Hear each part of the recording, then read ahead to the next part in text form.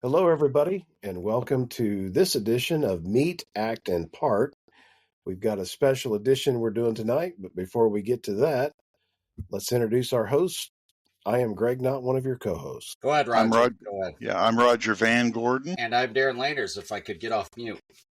Yeah, well, it wouldn't be a Meet, Act, or Part unless we had some kind of technical issue, and Yeah, for sure. Darren's finger is the technical issue tonight. So this is a special episode, and it's a tribute to our friend, brother, colleague, fellow podcaster, and probably 25 other titles we'd all share together.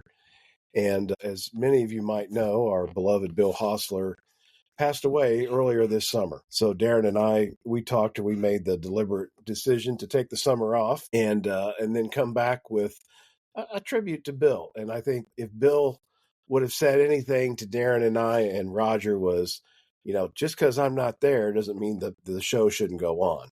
And so that's our plan, is to keep Meet, Act, and Part going. And this is kind of the transitional episode from the last 4 years that we've done, and which Bill was just a vital part, and then going to the future. And we might reformat a little bit of what we're doing, but we're going to keep that same spirit that we've done the last 4 years, because we've gotten a lot of positive feedback on people sort of like just the fact that this is a conversation, and we don't script these. Darin does a great job on the editing. Bill was phenomenal at the social media piece of getting it everywhere out on the interwebs, and so we've got some big shoes that the three of us will fill on doing that. So that's what we're going to do. We're going to talk about a little bit of Billisms. He's been working on some clips that we'll include in the show as we go from some of our past shows of what, Bill's insights on stuff. I've got his book that I'll talk about. I found it online on Kindle. I had a Kindle version. And there's a quote that I think I'm just going to start with it. It's in one of his things that he wrote. He wrote a book called Meditations of a Flawed Ashlar. And what it was an accumulation of many of the things that he had written on the Midnight Freemasons. And if you talk to Bill, he never thought of himself, one, as an author, and there's some shows you can listen to where he describes that. But I think more importantly, I think he was one of his proudest things as a Freemason to have published this book. And God knows I've talked about doing one for a decade, and well, it's nowhere near. So I give Bill a lot of credit for getting this thing done, because it's not easy to publish a book. So it's Meditations of a Flawed Ashlar. You can go to Amazon and find it. It's still there available, and in a day or so you can get it to you. But he says in his one paragraph, he was talking about some technology, and it's number 18 if you're looking at the chapters, is I have met the enemy and he is me. And he describes some things in here of an interaction he had with a brother. But he goes, this is his close for this part. He goes, I'm sure each of you reading these words, whether you realize it or not, have an imperfection hidden deep within your ashlar. I truly believe it behooves each of us to look inward for imperfection before we continue our journey to that undiscovered country. And I just, it's funny. This was like the first thing I flipped to tonight. So this was just totally, must have been karma or something, but Bill is pulling me to that page. And I just thought, that paragraph for me really describes Bill, because he was the first guy that he never claimed to be a perfect ashlar. And that's why he named the book as such. But my gosh, the guy did so many things in Freemasonry. I'll let Roger, he can talk about the Indiana version of Bill. But, how I got to know Bill was on the virtual side, and I only met him once in person. And Darin and I can talk about that as we get into the episode. But I just wanted to start with that. And I got a bunch more thoughts I'll plug in later. But that was my little piece of it to kind of kick us off. And I just, I had a deep respect for Bill. And it's funny how you get to know somebody virtually in this 20, and you really do get to know them. And maybe Darin and I'll share some insights on the how we helped Bill at the end on some stuff. Okay. But I'm going to turn it over to Roger. You knew Bill way before, Darin and I, and you knew him from Sure. his earliest you days probably- of Freemasonry. Sure. Probably knew him the longest of all Yeah, of us, honestly, Roger. I remember first time I met him and the second time that I met him. And the second time is probably the most interesting, because when I tell you that story, you'll say this is Bill. First time I met him was at a Masonic meeting up in Fort Wayne. He had not been a Mason for very long. I mean, I think just a few months maybe. And he was there. He came up, introduced himself, and he just was this gregarious, friendly man, right? And so we had a nice conversation. And I remember talking with him. Bill was not somebody that you met and forget.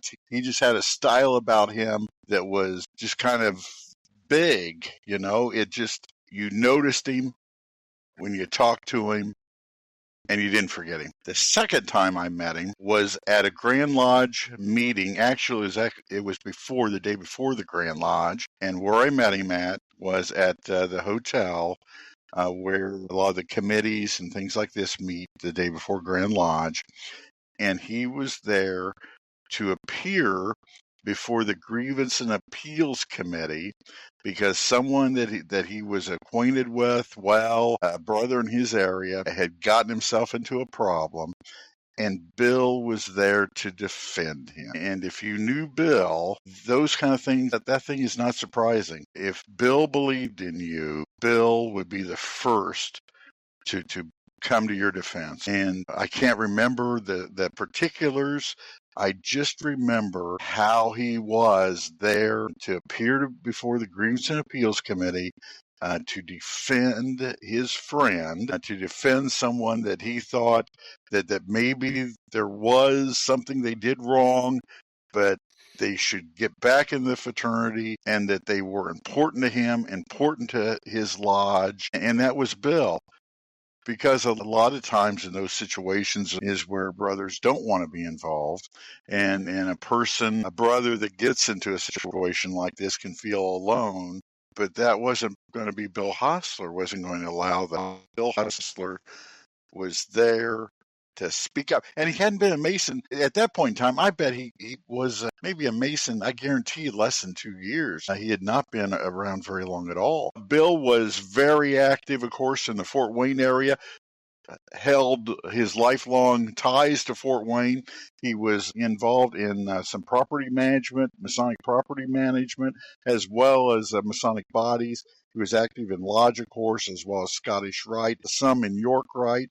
But wherever Bill went, he made an impression, and he made a good impression. And his enthusiasm was contagious. The other thing about Bill, and I think that this goes to his writing of the book, Bill had issue with leadership, be it at the local level, state level, or national level, where he felt the leadership didn't necessarily walk the talk, or he felt that the leadership was deaf to what was going on at the local level. Bill was extremely dedicated to local Freemasonry. He truly believed that Freemasonry was local, and that is where the importance should be played, to the point, again, of his book, Individual Improvement. That is what Bill's strength was.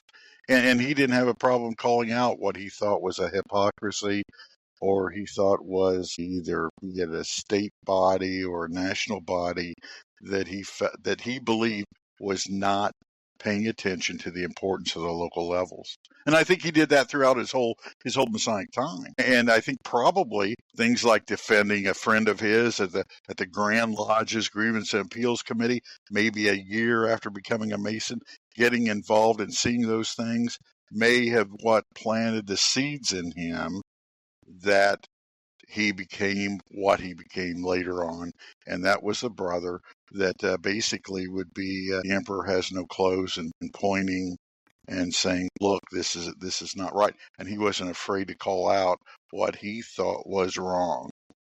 And that's always what I admired about Bill. Bill he wasn't going to to placate what he thought was hypocrisy or wrong as a means to, I guess, his own self-aggrandizement. He didn't care about those kind of things. What was right, and what he felt was wrong, and he was going to call it out. Yeah. So, Darin, you met Bill like myself virtually, and I think maybe might have began on the Midnight Freemasons. I'm not even really sure, but Yeah, why it don't you did. tell us how you met Bill and some insights and go from there? So I would have probably started talking to Bill Ernest when RJ decided to go back to school, and I became kind of a co-editor of the blog, and then eventually, the managing editor. But Bill would submit articles and ask for feedback, and I'd read them and give him his feedback. And then, I don't remember what prompted it, but just one day I was like, hey, what's your number? Let's just talk on the phone, because it was easier than going back and forth. And so we just kind of established our friendship that way. Bill was always, I think, cognizant of he was a great writer, even though I don't think he felt he was.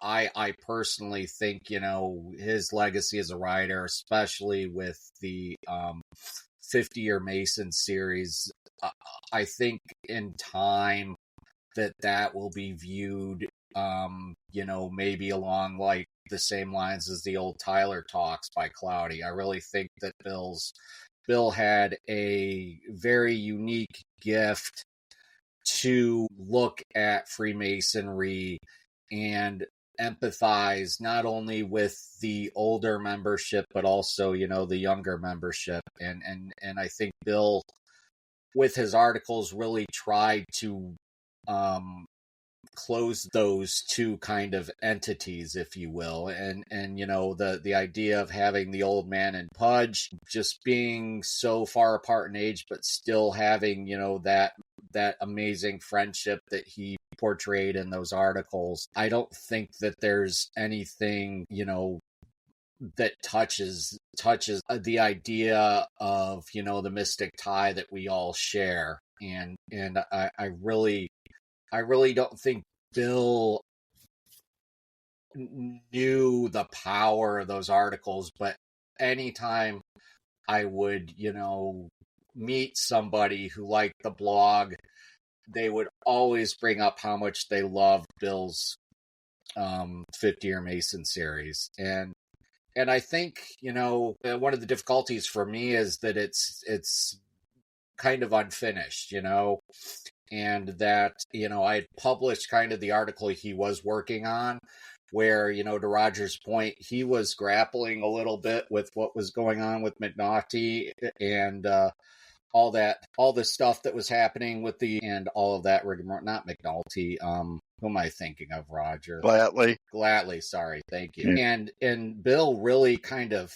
thought, I think at first thought that Glatley was getting railroaded, and obviously, Roger, I know you know more than I ever care to know, but I really think that the last article kind of was him coming to grips with, sometimes our heroes disappoint us, and at least, in my talks with him, because he was having a hard time ending it, and he was like, I wasn't sure if I should end it where, Pudge is, that the guy basically that Pudge is defending, that he's Pudge is justified, and come to find out the guy didn't do anything wrong. And I said, I think it's more powerful, Bill, if you have the guy actually be found guilty of the malfeasance, and then you have to have Pudge deal with, coming to grips with that, and the old man kind of helping him through that scenario.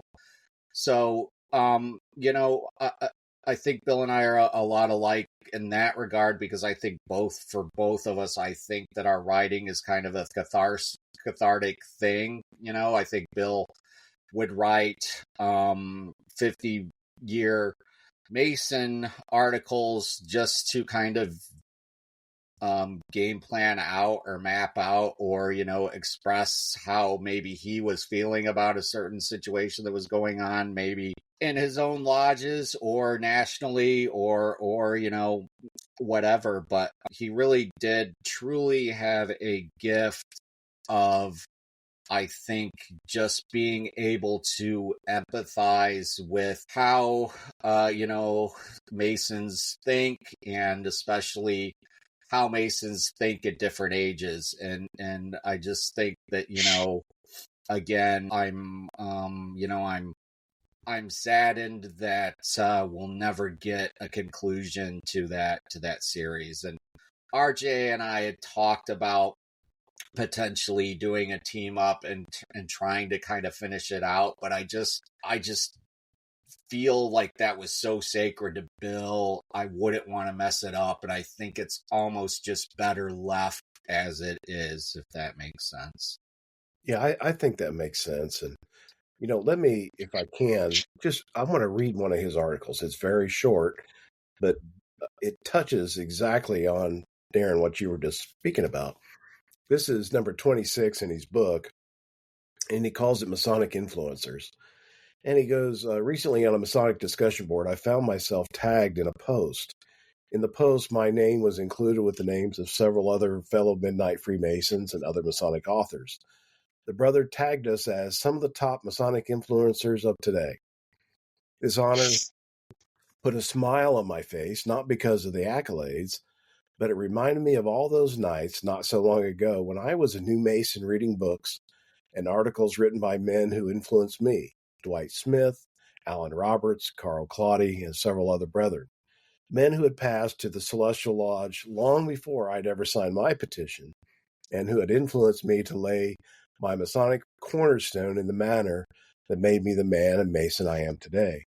As I advance in my Masonic life, I've had the opportunity to discover other Masonic writers who continue to help me advance in my knowledge, such as Jim Trestner, Art de Hoyos, Mike Pohl.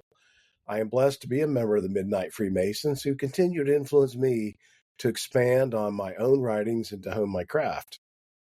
While I sat there basking in the glow of self-reflection, I began to think about all the emails, private messages, and comments on my posts.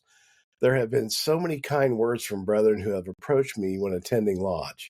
Their words gave me the realization that it is those people who love what we do that influence me to continue writing. I write for the men and women who keep this fraternity alive every day. And I just thought, in a nutshell, that really summed up, not just Bill, but I think the other two of us in our Masonic stuff too. You get this positive feedback from a brother you may have never met, and somewhere you've touched their lives, and that's reciprocated. I think I know Bill touched my life in many ways.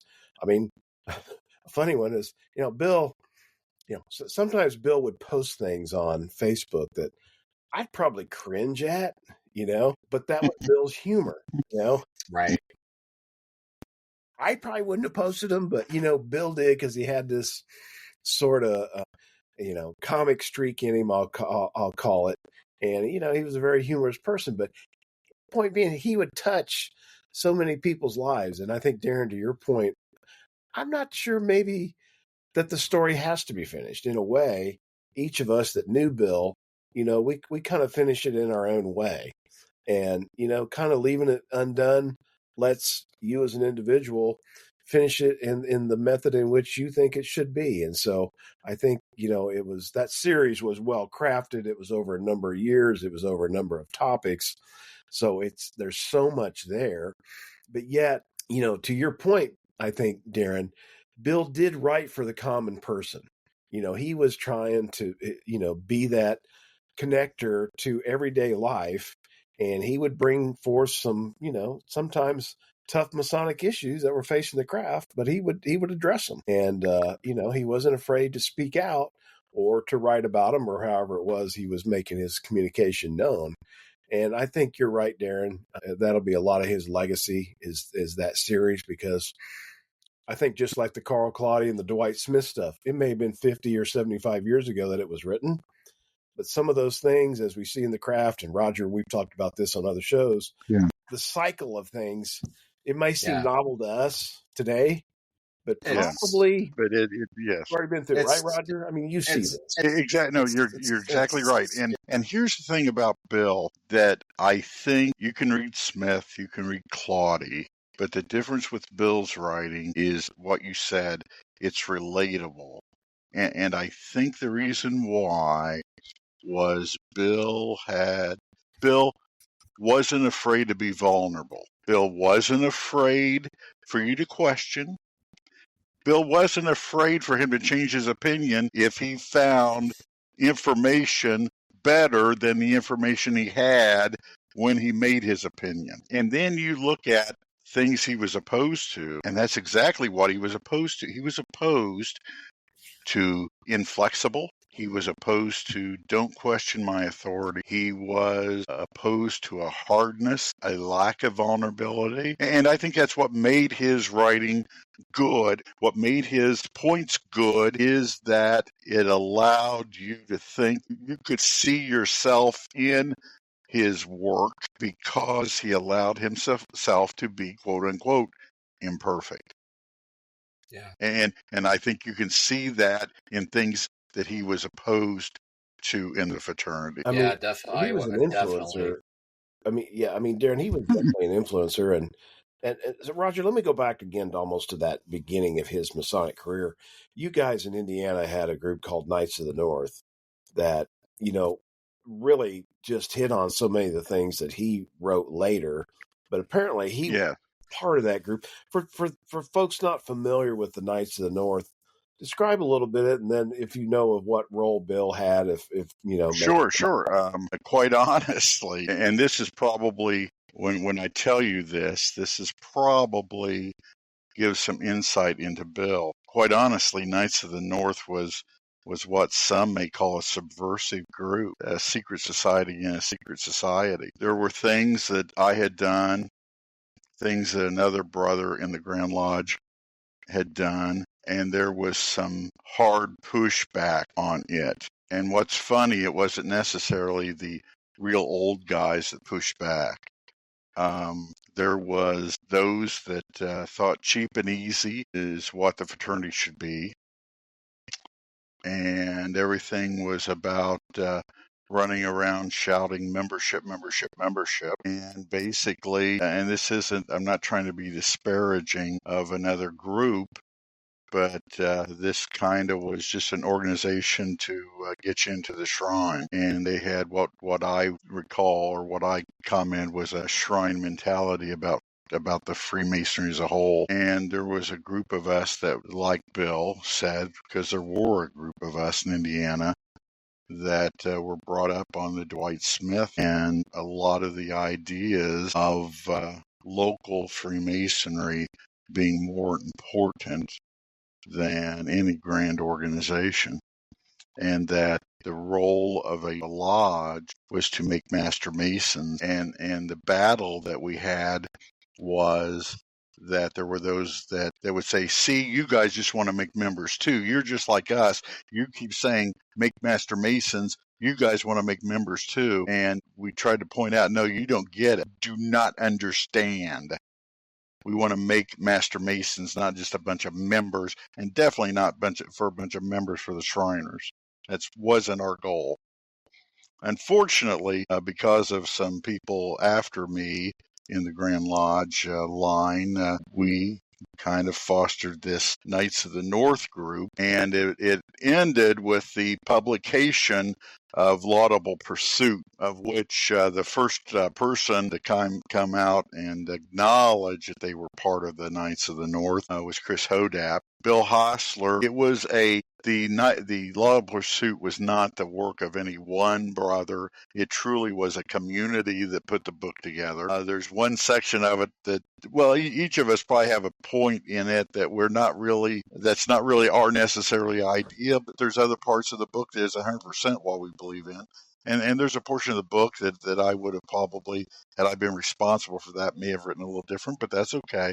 But overall, I believe in what that book is what talks about and what it is. It is, at the time it was written, which is close to 20 years now, it was a 21st answer to Dwight's "Whither Are We Traveling and Why This Confusion in the Temple." And it was written in the same kind of style as that. And Bill wrote several parts of it, because all of us pitched in parts, and Chris kind of took everybody's work and brought it together in the actual book. Which parts of the book that Bill put in, I can't remember. I'm having trouble at times remember one parts you can look at and say, yeah, that's some of me. But yeah, Bill was one of the what we would say, we call ourselves contributors to Laudable Pursuit, and that's why it's designated as being written.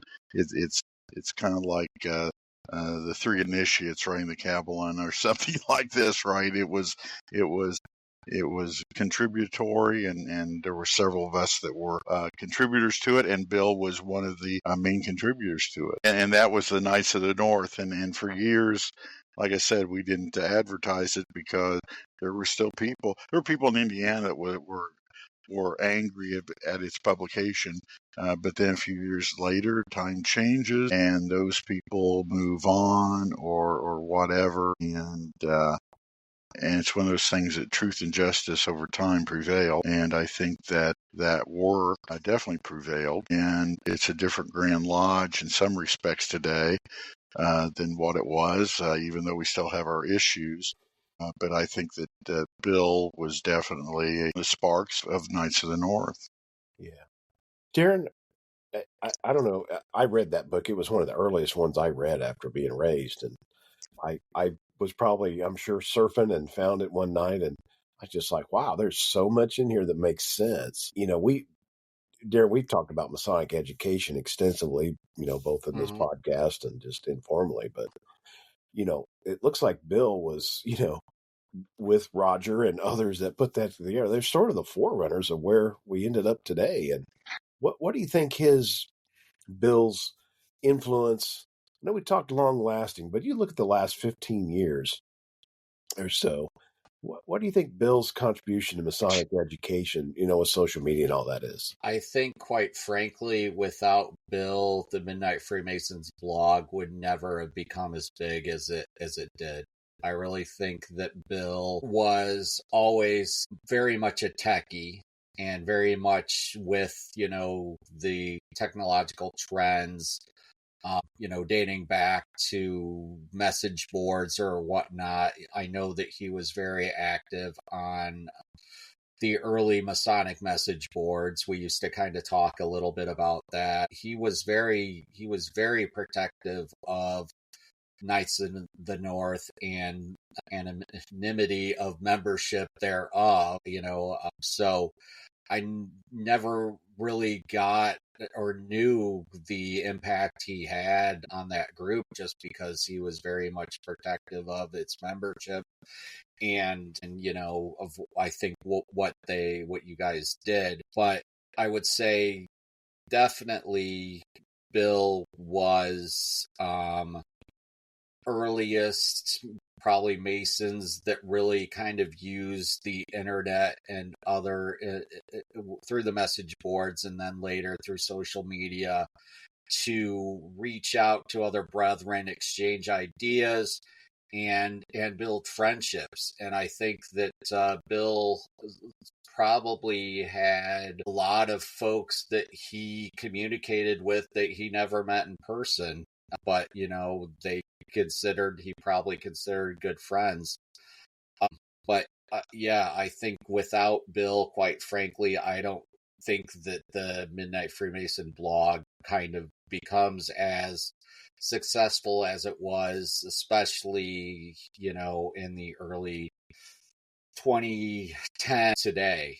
Bill was a driving force behind a lot of that promotion and getting articles out there to as many different Masonic Facebook groups or Twitter, or he put them on LinkedIn. I mean, he put them everywhere. And it's it's a testament to Bill's drive to, know how important he felt the articles were on the blog. I think by proxy, because he knew how important Masonic education was to him personally, and he wanted to share that with as many Freemasons as he could. Totally agree. And without him, that is just, what started with Todd Creason as just a solo, effort. And then he added me. I was actually the first contributor just by just kind of a fluke chance. And some way, we kept adding people, but you're right. The spread of that, especially because it was really, Facebook existed, but not in the influence that we know it today. You're right. Bill's effort got that to so many people. Well, and the proof was how many people would contact us individually after we'd write an article. Could they use it in lodge? Could they publish it? We'd hit a nerve, so to speak, on something they agreed with, or maybe didn't. They maybe not didn't agree with us. But yeah, there's no doubt. And so he was that tech savviness. He was really ahead of his time. Especially he and I were the same age. Like I think he was 3 months older than me or something is what I figured out in the end. But yeah, he was more tech savvy than me in terms of he could make a website and everything. So, one of the things I wanted to comment with Bill was his perseverance. He Right. he had shared some of this publicly, was his, health issues. And, and we would see it when we were doing the podcast. He had vision issues. And, I don't think I could have done what he did as much as he did consistently. And he'd just kind of say that, he couldn't work anymore because he was losing his vision. He'd get up though every day, and because he was essentially home by himself, and he was a full-time internet mason, is what he called himself. But he would go out there and he was a moderator in so many groups, and beyond just spreading the word of the Midnight Freemasons. So I thought it was remarkable how he would use technology, and whatever vision issues and other things he had didn't limit him from being influential, and I think it should be a real testament to him, and I think that's part of his legacy too. It's an example of, if you decide you want to do something and you stick with it and see it through, you can get it done. And I think, to Roger's point of the Knights of the North, that's the same thing. That you got a group of people together, publish that book, and that's what I think spurred.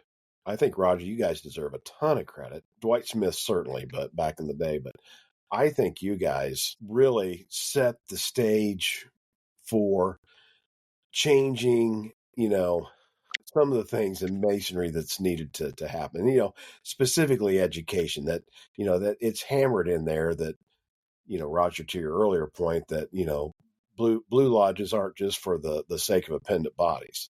They really serve a purpose. Yeah. And so I think Bill's tenacity with the technology, and then of course, as we spoke earlier with that on with the Knights of the North, it's just, if people don't have that follow through, nothing ever gets done or nothing ever gets changed. And so I think, No, you're exactly right. I'll give you one story, and then I'll go back to Bill's influence.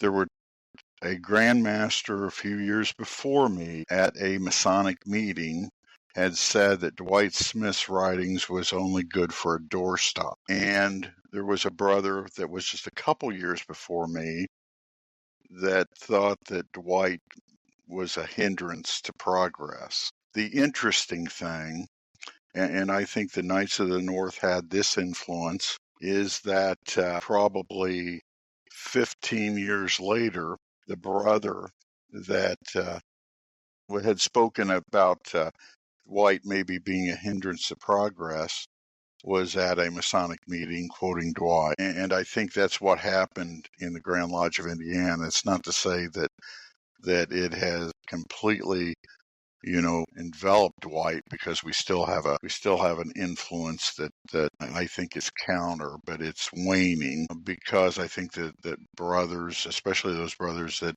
are interested in education, have an affinity for what Dwight was trying to say in the early 1960s. Bill, I regretted that Bill left Indiana because I think that he would have been, I think that we've made a lot of progress, the fraternity's made a lot of progress in use of technology, but I think Bill would have helped us get there faster and farther, because you're right, Bill saw the opportunity that technology could be used to bring together, as opposed to what we see often in society today, of the isolation that comes with technology. And I think Bill could have been an influence in our technology committee. He had served on that for a while before he left.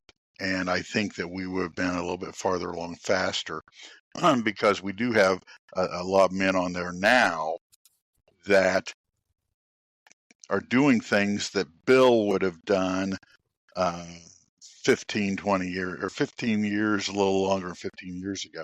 I think Bill was raised around 2001, 2001, I'm thinking, is about the time he was raised. I'm trying to remember. But I think he would have had us a little bit farther along, because he would have done some things 10 years ago that just here in the last just a handful of years we've been doing as far as technology goes, because he saw that technology can improve education, and B, can get it out to more brothers. And actually, if you utilize technology right, it will bring brothers together. And I think we'd just been in better shape had Bill not left Indiana, because we would have been on that earlier than what we were. Yeah. Yeah, so he was raised, Roger, in 2002. I just checked his obit, knowing it was there. Yeah, because I was Grandmaster 2002, 2003, and I just met him. First time I met him was within months of him being raised.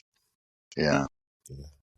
Hey, so speaking of bringing people together, Darin, you were master at St. Joe when we finally got to meet Bill in person. Why don't you tell that story? Well, I mean, he wrote a beautiful article about it, and I'd urge people, if they're really interested, to go read that article. But yeah, I don't quite remember how it came together, other than he basically said that he was coming through the area and was hoping to come to a meeting of either Homer or St. Joe. This was August of 2021. Honestly, right before I met my wife, we ended up going on our first date, end of August. Our first date was I'm going to get this wrong. I don't want to get this wrong.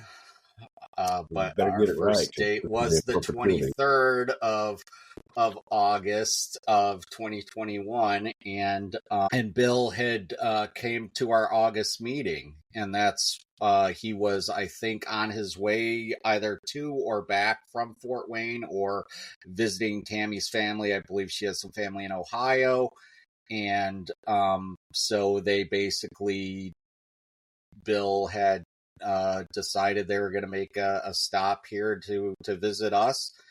And we had just at that time been recording Meet, Act, and Part for about a year and a half, I would say, probably around that point. And it was awesome. I mean, to be able to meet Bill was awesome. And he's the same person in person as he was on the podcast. I mean, there was Bill did not, I think, have a false bone in his body. He really was just completely 100% genuine. And, to Roger's point, just very much, what you got, what you saw is what you got with Bill. But I do remember that night how moved he was when I gave him actually the Mark Twain Award pin, that you had kind of gotten St. Joe Lodge when you were master back in 2011, I think. Yeah, 2010, 2011. I had been raised by then, so I know it was after November 28th of 2011.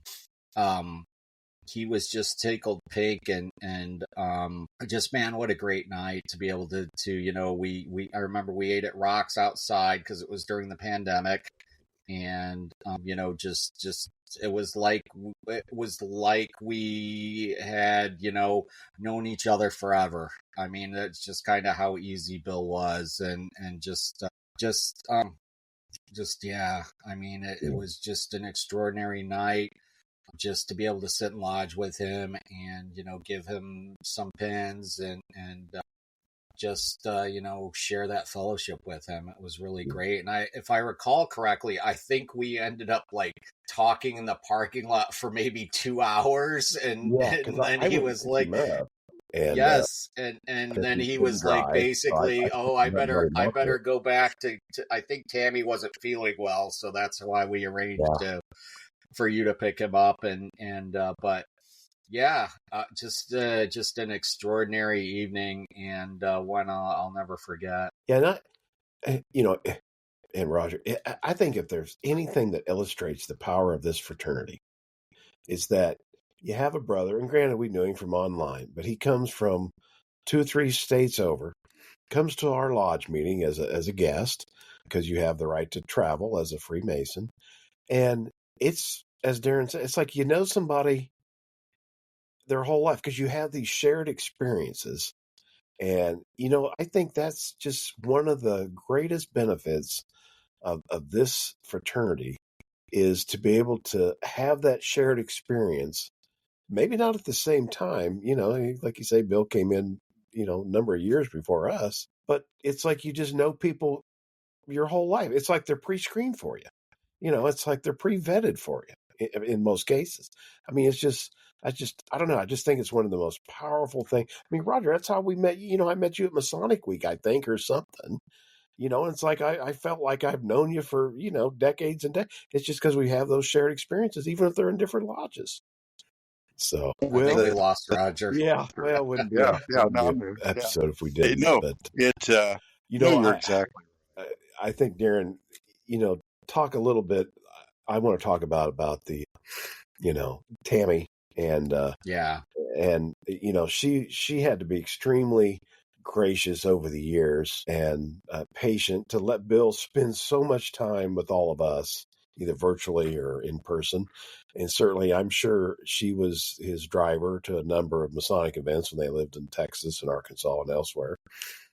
And so it's a great tribute to her, to have been such a vital part of, Bill's Masonic life. And my wife, your wife, I mean, it just goes to illustrate the power that you don't do this alone. And, Bill, never did it alone. And he talked about Tammy, and, he can go to his Facebook page, and there's a lot of good things he's written about, their time together. And they had been traveling and been on some fun trips to Alaska and cruises and some other things. But, I think we owe a great debt to her for allowing us to share Bill.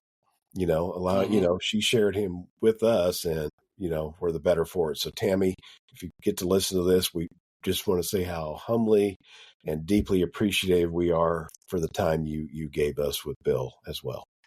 So. Yeah, absolutely. And, I guess I'll breach us saying goodbye to Bill, because, it's a shared experience that we have. We essentially were the last ones to basically touch Bill's casket as we pushed it into his resting space in the mausoleum there in Fort Wayne. And I have the apron that we used at his funeral, and I know I've talked with you about this, but I think we're gonna find a nice special place for it at a place we commonly lovingly refer to as the Pink House. It's Greg's clubhouse, man cave, etc. But we're gonna find a nice place of honor for that apron for Bill, just so he'll be there with us. Yeah. So, we're going to wrap this episode up, and Darin's, as you will have heard by the time you listen to this, there'll be some clips of Bill from some of the past episodes, but I just thought I would close. I just want to read his obituary. And because it in a nutshell, it encapsulates his life. And so let me read this. And it had a picture. His picture was one that Travis Simpkins drew and had of him. And it's a great picture, Bill. And Travis is so talented. So thank you, Travis, for having done that and shared that with Bill and ultimately all of us. But it goes on. It says, Bill Hosler, past master, age 58, of Cave Springs, passed away on June 6, 2024, in his home. He was born February 1st, 1966, same year as me, in Fort Wayne, Indiana, to William Carl Hosler and Margaret Ann Coyle Hosler. Bill was the eldest of three children and raised in Huntertown, Indiana. Bill was preceded in death by his parents, his beloved dog, Happy, who was 13. Survivors include his soulmate, Tammy Harmoning of Cave Springs, Arkansas, and his two siblings, Holly of Ohio and Bob of Missouri. Local services were held on Thursday, June 13th in Arkansas, and they were held in Fort Wayne on June 15th, where Darin and I attended. Bill had several careers in his life, including a decade of driving a truck. While it was not without stress, he found joy on the road because he was able to visit all 48 states and 2 provinces of Canada. He worked as a security emergency services officer at General Motors, where he met many lifelong friends. For several years, Bill was the building manager at the Fort Wayne Masonic Temple and shared so many stories of his time there. Many of the inspirations for his fictional published writings came from his time as caretaker to the old Masonic edifice in Fort Wayne, and since his earliest days, he had vivid imagination and a flair for writing. His writings have been published in the Working Tools magazine, and he was a regular contributor for the Midnight Freemasons. He's also so happy to be able to accomplish being a published author as Meditations of the Flawed Ashlar, which I referenced earlier as his book. He found joy and laughter being a co-host of Meet, Act, and Part podcast with wonderful brothers he deeply cared for. Bill, Darin, and I deeply appreciate you with that plug for us. He spent the last 14 years with his lady Tammy and their yellow Labrador named Happy, living across Oklahoma, Texas, and Arkansas. They enjoyed traveling with their precious dog to many parts of the lower 48. Within the last few years, they found joy seeing the world, cruising the Caribbean and Atlantic Islands, and had already begun planning several trips for the near future. Worshipful Brother Hosler was made a Master Mason in 2002 in Three Rivers Lodge number 733 in Indiana. He served as Worshipful Master in 2007, and in 2006 became a member of the Internet Committee for Indiana's Grand Lodge. Bill was a member of Calvin Prather Lodge number 717 in Indianapolis. He also held Masonic memberships outside his mother jurisdiction, amongst which was a perpetual membership of Ardmore Lodge number 31 in Oklahoma, and a life member of Lebanon Lodge number 837 in Frisco, Texas. Bill was a member of the Valley of Guthrie of the Ancient Accepted Scottish Rite in Oklahoma, that's southern jurisdiction, and the Valley of Indianapolis, and that's northern jurisdiction. He had served as high priest for Fort Wayne chapter of the York Rite number 19, and was commander of Fort Wayne Commandery number 4 of the Knights Templar. He was a founding member of the Masonic Society and held membership in the Dwight L. Smith Lodge of Research in Indiana, the Oklahoma Lodge of Research, the Texas Lodge of Research, and the Missouri Lodge of Research in the Scottish Rite Valley of Fayette, Arkansas.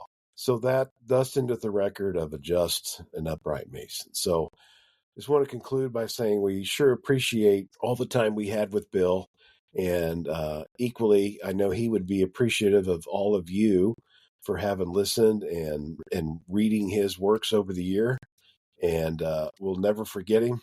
I'm deeply honored and humbled to have been there, as Darin mentioned, literally at the end. And so I don't know of anything more powerful in this fraternity than friendship, and that friendship being something that he thought the world of us, and Darin and I being able to travel there and being there for Tammy and her family, and to participate in laying our brother to rest. So And what an honor. So yeah, just one last anecdote, if I may, Greg. At one point, and I think it was when Bill was going through some of his health difficulties, few years ago, he made me admin for all of his Facebook groups, and he manages still. I guess I by proxy manage.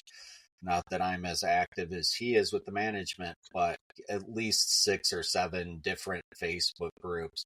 But I wanted to share. I got a message. He got a message from a gentleman who wanted to review his book for a book review for, I think it was the William O'Ware Lodge, which I think is a research lodge. I had to basically say he was basically asking Bill permission to do so, and I had to basically say, unfortunately, Brother Hosler is no longer with us, but I said to him, Bill would have been tickled pink to have somebody review that book, and that's probably the greatest honor that you could give him is to do so. So I really hope that brother does review that book, and just as an honor for Bill, because yeah, what a great way to finish our episode as a tribute to Bill. And as a further tribute to Bill, Darin and Roger and I are going to keep this podcast going because we've got a lot of work yet we got to do. And we'll be having some regular episodes as we get to the fall, and we'll have some new guests. And again, all of that foundational work is what Bill helped us establish. And I can't think of any other better way to honor his memory than to keep working in the quarries of the craft as Darin and Roger and I will do. So thank you, everyone, for participating and listening. We really appreciate all of you, and hope you stay safe, and we'll be back with you soon for another exciting episode of Meet, Act, and